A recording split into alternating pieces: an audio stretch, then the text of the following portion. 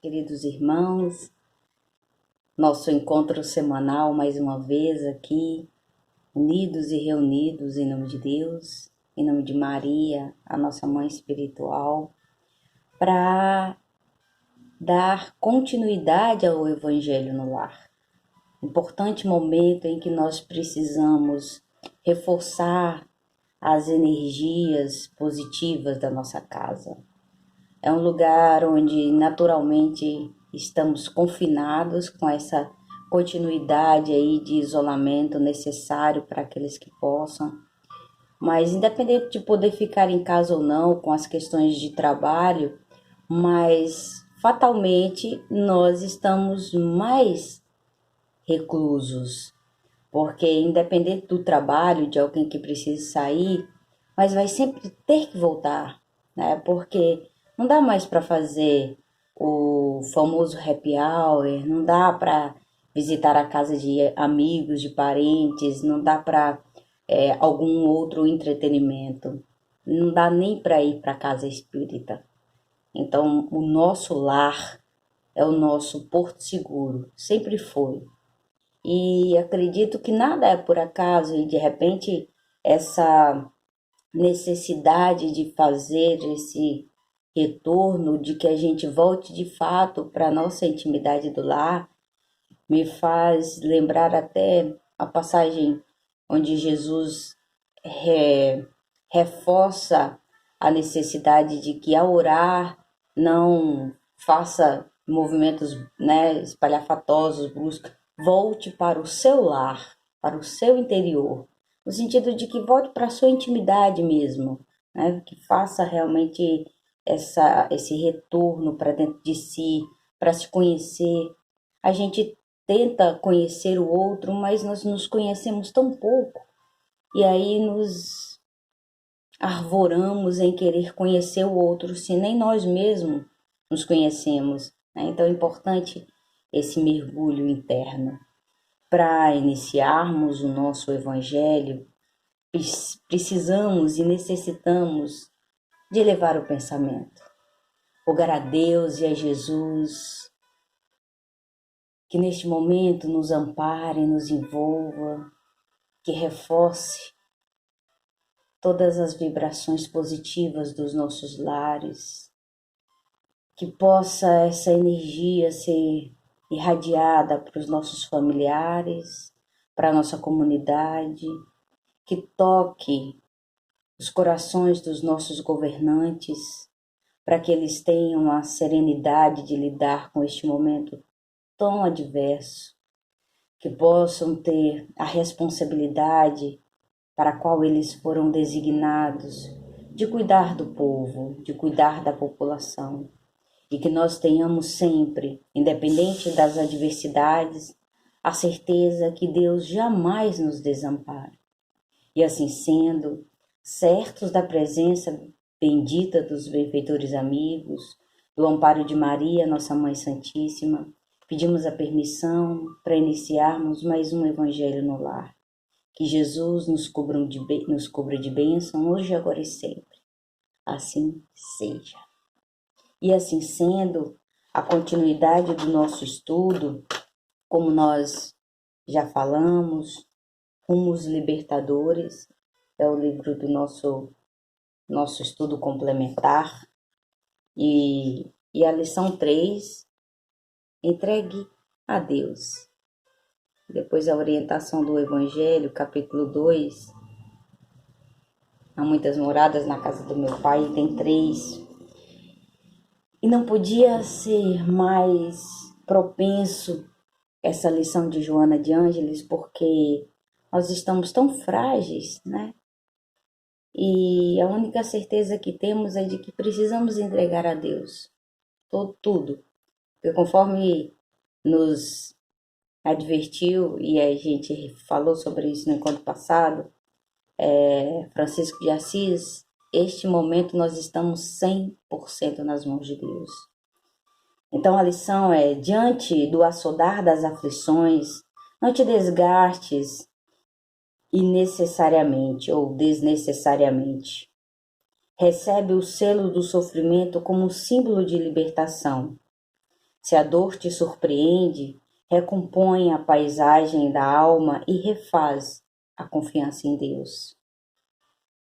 Se o desespero te prepara armadilhas, queimando-te nas labaredas da inquietação, reflexiona no tempo que passa e permite o refrigério da esperança, resguardando-te na misericórdia de Deus. Estás na terra na condição de um mecanismo precioso que se desarranjou, mas o suceder dos tempos irá reorganizar. O fruto amadurece no momento azado para produzir o sabor que lhe corresponde, e o botão que desabrocha pela violência não corresponde ao botão que desabrocha,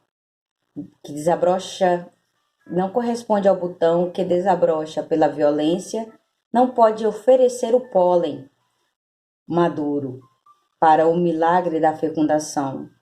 Então, forçar as condições, a circunstância, aquela nossa insistência em querer romper o casulo da borboleta ou da lagarta que virará uma borboleta, a gente interrompe um curso natural das coisas. Isso não quer dizer que nós tenhamos que ter um conformismo com todas as situações. Por isso é importante a serenidade, por isso é importante essa aliança estreita com Deus, que é para nós não perdermos o nosso ponto de ativismo no livre-arbítrio, nós termos essa condição de avaliar o que é de Deus e o que é do homem, porque nós também temos a nossa responsabilidade.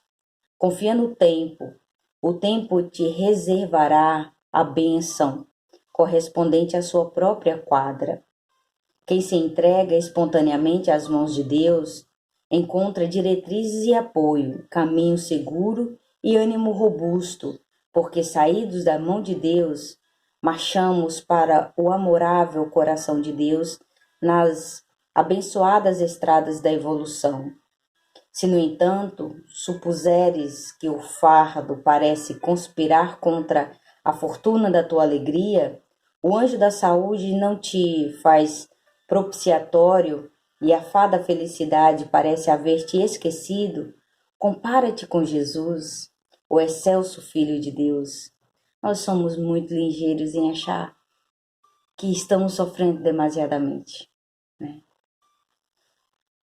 Quem o visse, Jesus, negado por um amigo, por outro traído, por todos ignorado, sob o peso de uma cruz, e o apupo de toda uma cidade, vergado, tendo na cabeça os espículos de uma coroa infectada, o coração lanhado de amargura, não diria que aquele era o símbolo de uma vitória, mas a representação de um fracasso.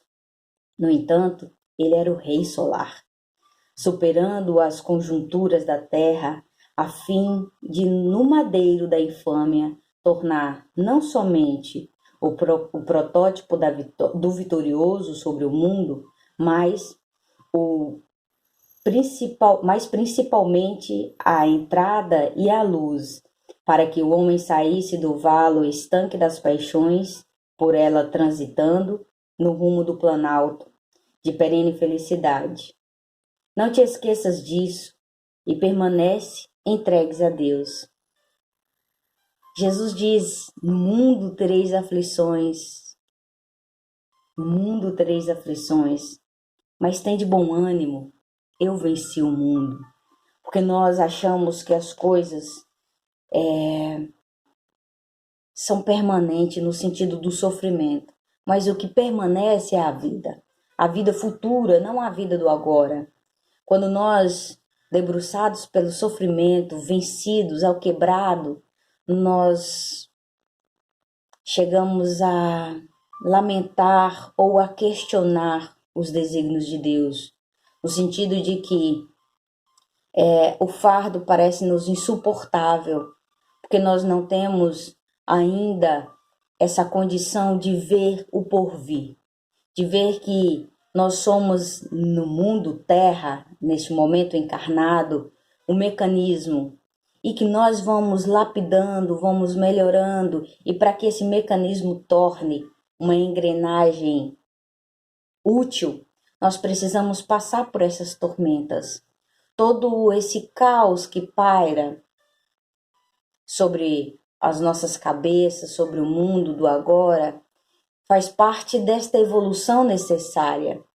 Não que nós tenhamos que nos conformar e achar que as mortes que se foram, os irmãos que partiram para o mundo espiritual foram gratuitamente. Foram porque tiveram que ir. Não desta maneira fútil. Não, nós precisamos reconhecer que a evolução se faz com esses passos firmes e que esses passos vão se solidificando na medida que nós vamos nos conscientizando do nosso amadurecimento aqui enquanto espíritos encarnados. Espíritos que estamos aqui laborando na matéria para um crescimento, para um amadurecimento e para colher na vida futura, não é verdade? Então, todas as questões que nós passamos, que nós atravessamos, são necessárias, mas só serão se nós absorvermos com maturidade. Porque Emmanuel nos diz mais ou menos assim, o sofrimento por ele só não edifica a criatura humana. Não basta somente sofrer. Nós precisamos saber sofrer. Nós precisamos saber o que esta reclusão nos nossos lares, o que essa advertência, o que esses empregos perdidos, o que essas vidas ceifadas, o que isso vai significar a longo prazo. O que isso quer nos mostrar, não nessa necessidade de ver somente o imediato, mas de vermos com olhos de vida futura. O que nós estamos aprendendo com esses irmãos que estão basicamente sendo entregues ao holocausto, né? Que estão perdendo a vida por uma pandemia que assola e que só cresce na medida em que nós não reconhecemos as questões da natureza, nós não reconhecemos a importância de darmos também ouvidos aos homens de ciência, não é? Então, no Evangelho que Joana vai nos direcionando, o capítulo é o capítulo 2. Meu reino não é deste mundo. É Jesus nos mostrando a amplitude da vida. Que a vida não é só o agora, não é só esse, não é só o terra-terra. E o item, a vida futura. Meu reino não é deste mundo, item, a vida futura. No item 3. E aí nós iniciamos assim. Os judeus não tinham senão uma ideia incerta quanto à vida futura. Acreditavam nos anjos, que consideravam como os seres privilegiados da criação. Porque até hoje, muitos de nós acreditam que uns nascem bons, outros nascem maus, e que são fadados a isso, ou ao bem ou ao mal. Mas Deus cria todos nós, simples e ignorantes. Os anjos de hoje foram um dia simples e ignorantes, e que laborando na matéria, foi robustecendo, né, a moral, a fé, essa continuidade de que a vida não cessa na morte e que com essas etapas evolutivas foram se edificando e tornaram anjos, tornaram seres sublimes da criação. Mas não sabiam que os homens pudessem vir a ser um dia anjos e partilhar sua felicidade. Segundo eles, a observação das leis de Deus era recompensa para os bens na terra. Uma visão absolutamente materialista, né? Pela supremacia da sua nação, pelas vitórias sobre os seus inimigos. E ainda diziam, quando iam à guerra, de que Deus estava ali para protegê-los e punir os adversários.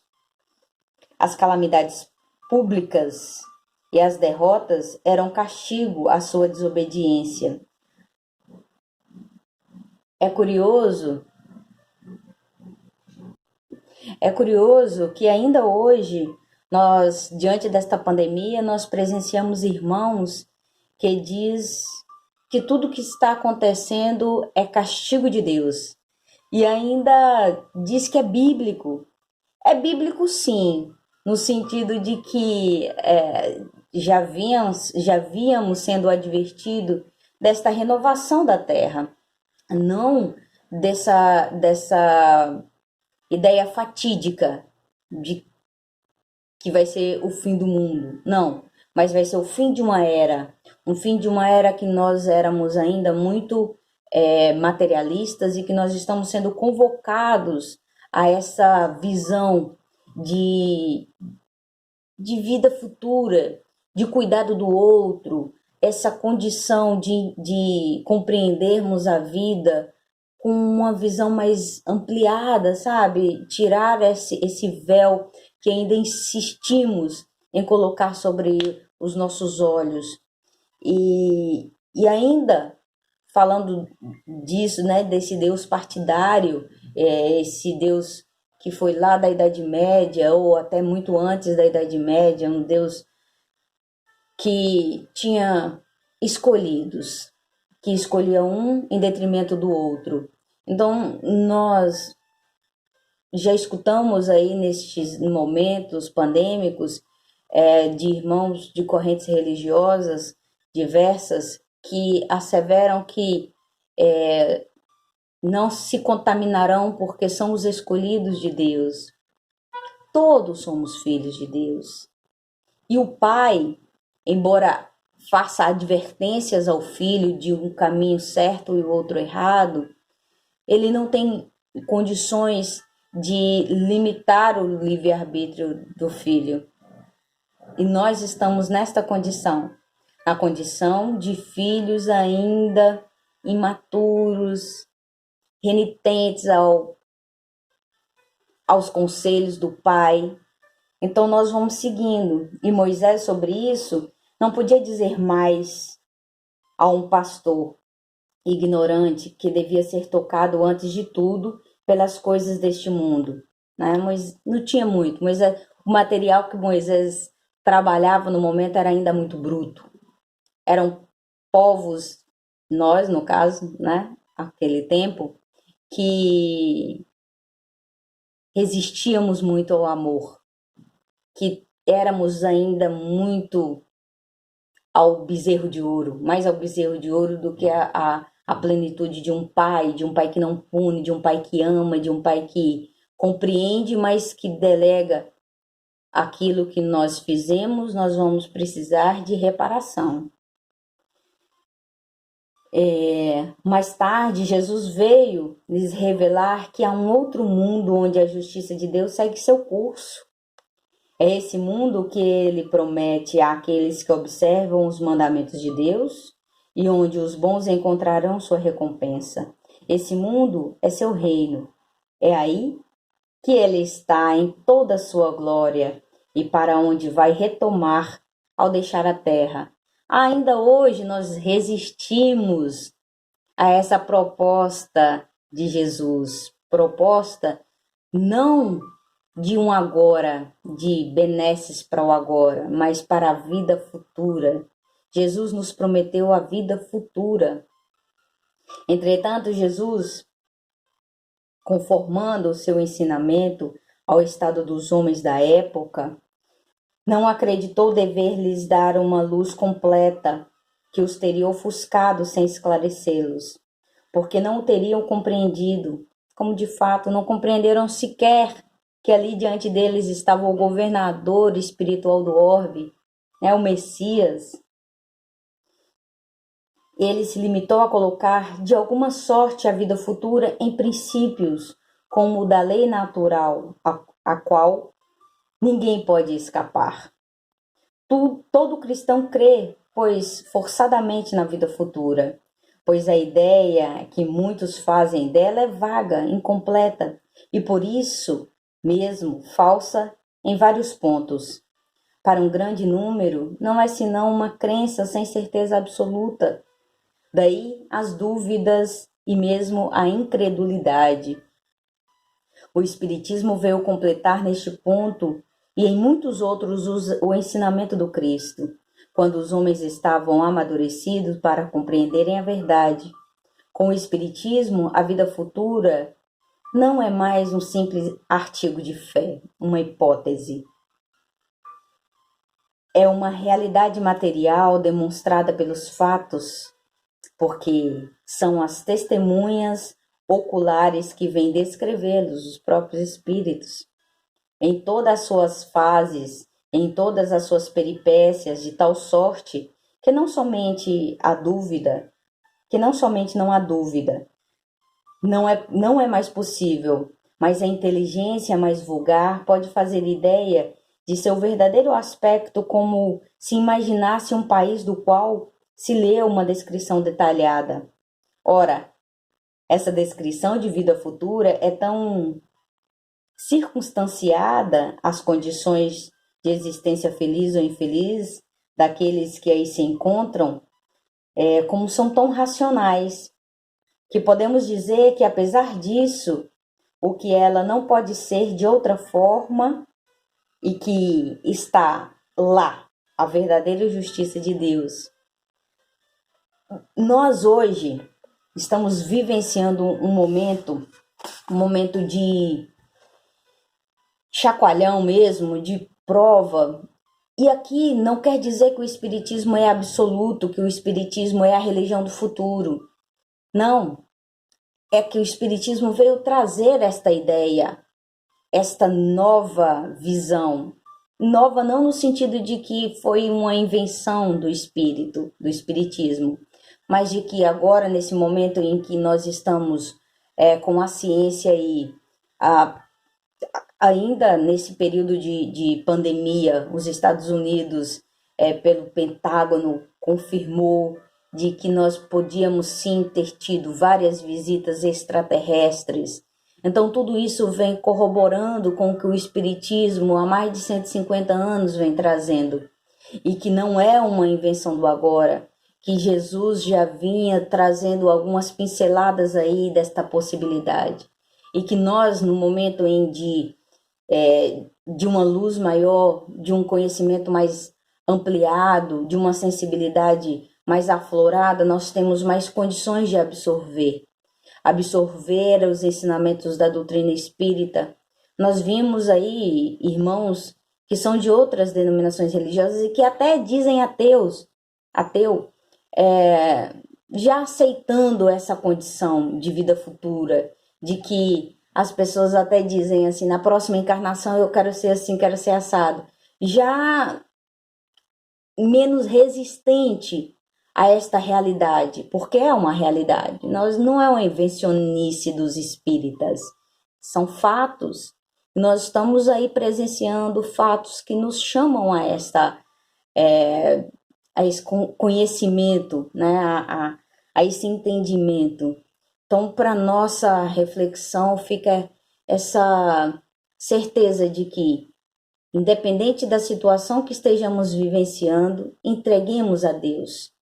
Mas entreguemos a Deus fazendo a nossa parte, tendo a certeza de que Deus está nos amparando, mas que nada no mundo, nada que está acontecendo foi diferente em outros tempos de igual pandemia, mas que nós estamos diferentes.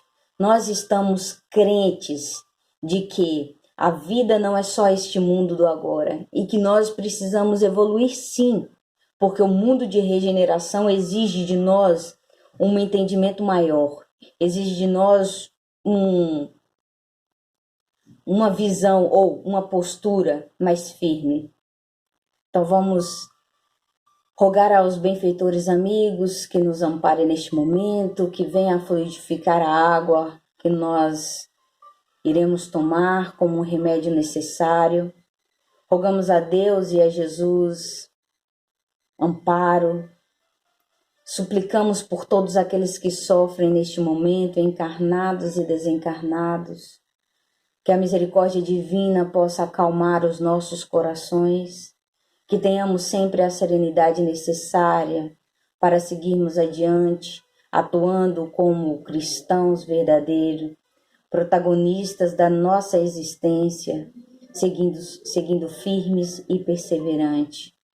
Que os benfeitores amigos presentes possam fluidificar esta água e que ela possa refazer a nossa energia, que possa dar-nos o entendimento necessário para seguir adiante. E assim sendo, certos do amparo bendito e amoroso, pedimos a permissão para encerrarmos este momento de luz, de paz e de reflexão. Que Jesus nos ampare hoje, agora e sempre. Muita paz a todos e até o próximo encontro.